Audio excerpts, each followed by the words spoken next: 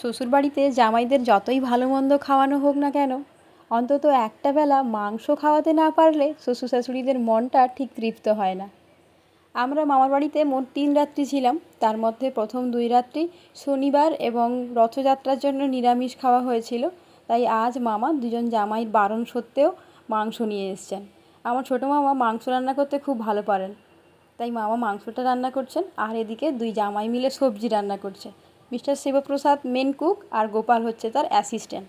যদিও অ্যাসিস্ট্যান্টের রান্না করার থেকে খাওয়ার দিকে মন বেশি। আর এদিকে মামার বাড়ির বাগানে অনেকগুলো আনারস হয়েছিল। আর এই যে আনারসটা একটু আগে কাটলাম, এটা গাছে পেকেছিল। আনারসটা না খুব মিষ্টি। এটা কাটলাম, সবাই মিলে খেলাম। আর এদিকে মাইমারাও রান্নাবান্না করছিলেন। আর এই যে পুচকেটা, এ হলো আমার আর এক বোনের ছেলে। বাচ্চাটা খুব মিষ্টি, কেউ ডাকলে কখনো যায় না এমনটা নয়। আর এখন পরের দিন সকাল, এখন আমরা বেরিয়ে পড়েছি বাড়ি যাওয়ার জন্য।